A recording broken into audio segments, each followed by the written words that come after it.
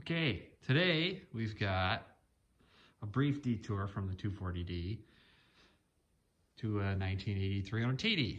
This happens to be my wife's car. Recently sold her daily driver. This one's got a 617 NA turtle in it, so it goes really slow, but she drives this pretty much every day in the summer. And since she sold her daily, I figured we could expedite the process. I've got a 606 to put in there. We could get doing that. Shouldn't take me too long to do it. Waiting on a few things for the 240D anyways, so that shouldn't be a big deal. I think I'm gonna pull the trigger and order some inner fenders on that one. But yeah, this one's hers, I guess, if you wanna say that. I mean, I bought it and she kind of claimed it, but here we are. It's got 256-ish thousand miles on it. It runs pretty good, it's just pretty slow. So we'll go from like, I don't know, 70 horsepower to whatever an NA 606 makes, so like 140 something, so double, I guess, so that'll be good. Yeah, without that, we'll get going. First we gotta move some junk. We gotta get the grave guy out of here. His name's Walton. Transmission for the 606 is on the shelf, like right there, so just pull this one forward, yank that off, attach it to the 606 before we drop it in. So I'm gonna do that first before I start making even more of a colossal mess. Yeah, oil dry everywhere in this shop. But anyways, let's get this going.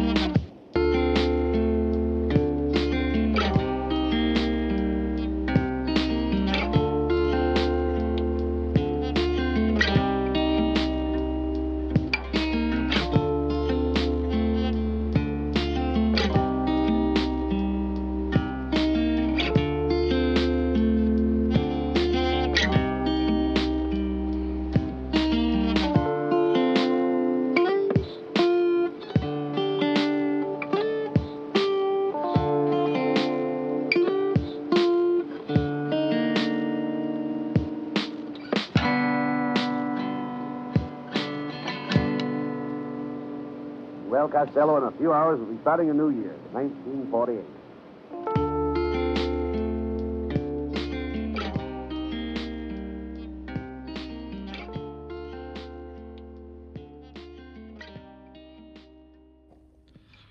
All right, everything's unbolted as far as I'm aware.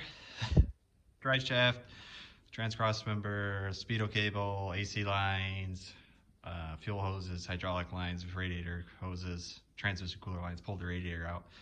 So yeah, let's yank this sucker out.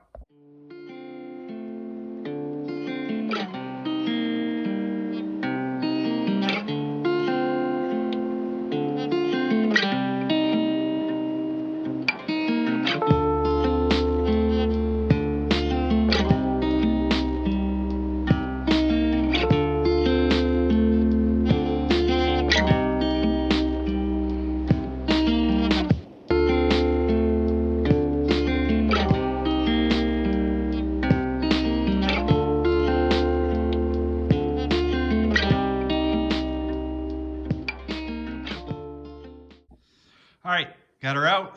Not too bad. On the floor over here, good little engine. I'm excited at what's going back in, but we'll call her a night and get going on it tomorrow.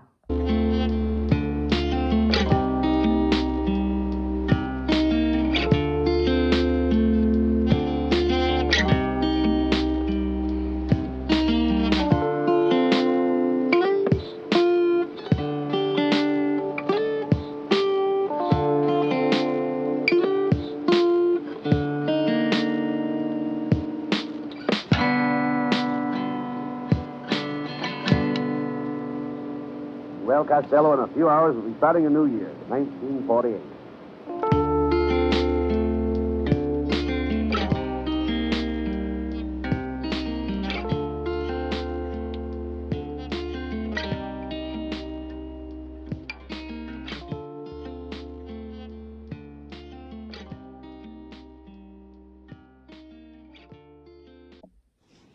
Okay, putting some accessories on. Let's get the tandem pump going on here.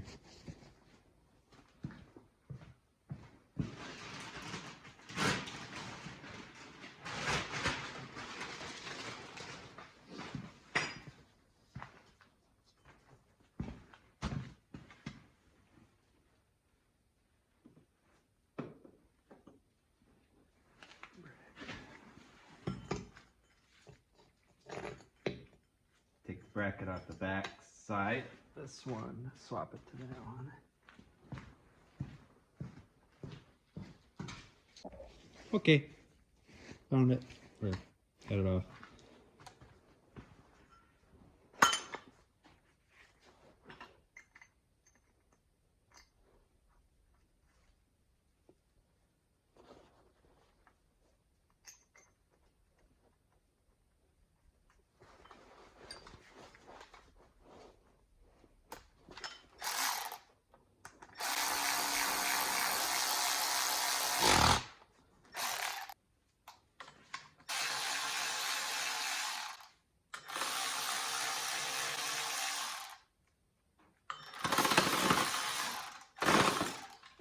One tight roll.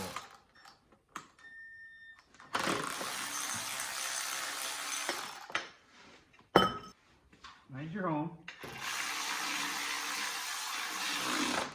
There. It's 4-matic, and they do weird things on the 4-matics, that's for sure. So, oddly sized pump. There's that tandem pump installed. Yeah. Guess we'll move on to doing a few random odds and ends on this, and then maybe swang around into the engine bay.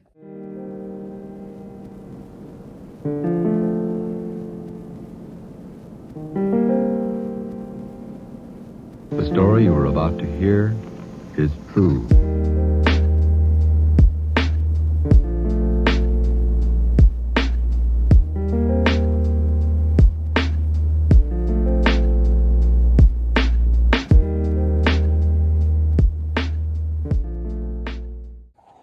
Okay, we've got the engine back out, you know, in and out kind of stuff. Put some mounts in there that I'm going to try. See if those work. Need to flatten this up a little bit, hack off that engine shock mount. Those are garbage anyways. Does not apply to 606. So I'm going to do that. And then swing her back in here and see if those mounts line up. If not, we'll have to do with probably just some shimming on the engine itself. But I think they're going to work. They look like they're at a good angle. They came out of a 210, so we'll see. Without that, let's hit her.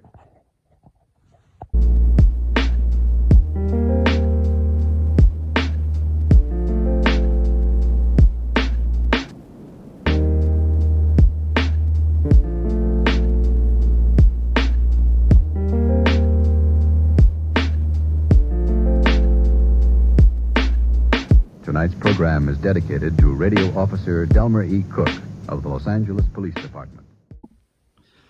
Okay, so we've got this thing in here. It's on its own 2 feet. This guy, the crossover is kind of tall, so let's see about, I guess, taking it off, and if the hood closes then we can explore maybe just doing a couple intakes, some rubber tubes over into behind the headlight here. I mean, this would be real convenient to just go bloop, but I don't need all like this, whatever one, flapper. And the bowden cable for this trans doesn't reach up here. So I don't think this stuff is pertinent anyways. A turbo intake would be ideal, but I don't have one of those at the moment. But yeah, so let's try taking the crossover off and see if the hood closes, and if it does, we can kind of go that route. Also, I noticed where the radiator mounts is like, you know, off kilter, and like, what the heck? So I put, this is from a turbo, so an updated radiator that has like the little overflow outlet dealio that goes to a tank over here, which the naturally aspirated 617s and like 240Ds and stuff didn't have that. They just had a radiator cap in the middle of a hose that peed on the ground. I want to do this and add the overflow back over there. But yeah, anyways, the other radiator is actually bent to fit this. I think just it looks like someone caught this corner of the lower lip like on a curve, and when they backed up, it just pushed it forward and tweaked the radiator so it fits in there. I should just be able to, you know, give that a yank. So yeah, let's take this top crossover off and see if that helps with some clearance. I'm also a little worried about up here, but we'll see.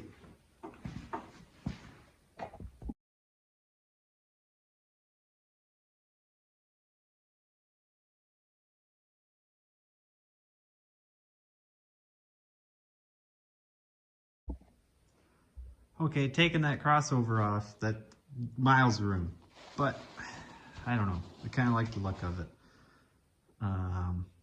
Maybe we can play around with putting the 617 mounts back in there, make it sit a little bit lower, quite a bit lower actually. I don't know. I'm gonna think about that and see what comes of it.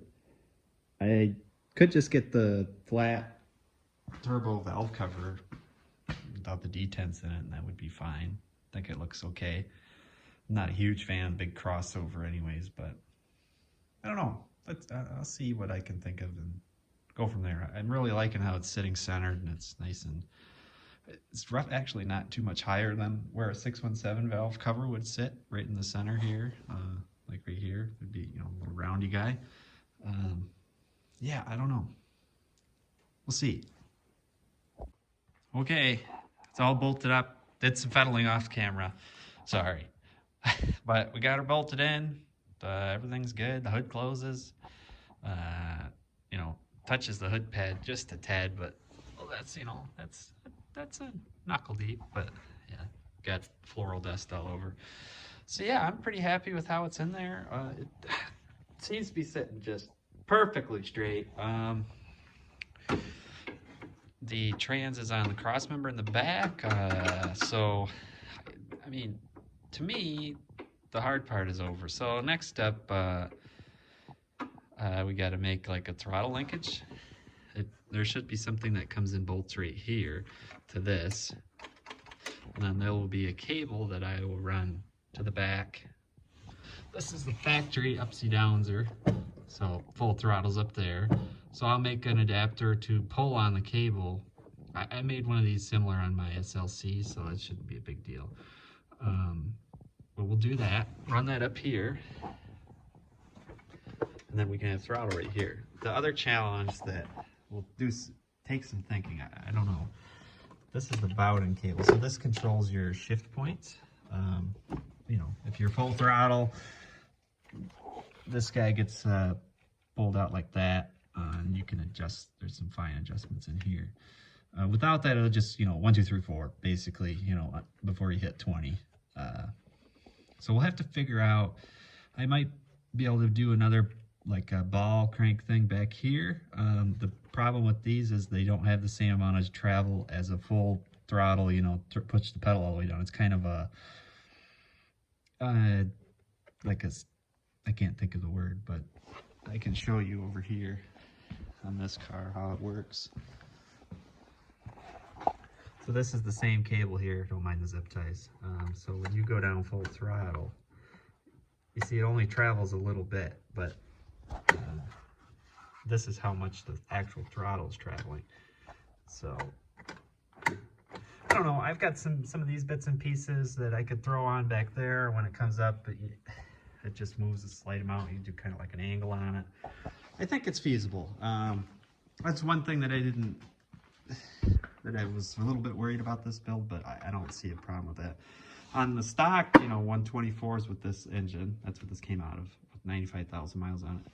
That Bowden cable is like, you know, way longer, and it comes up here, and then it's tied into this. This is the cable, throttle pulls up this way, and then it also pulls this little mount that I have over in a box, whichever way. I mean, I could try to lengthen the cable, but I don't know. So, yeah, I'm liking the progress so far. I do have to make a junkyard run. we've got the original exhaust will work for one of these, but the NA606s have 2 and 3 and 3. So I have one downpipe flange. I need to get another.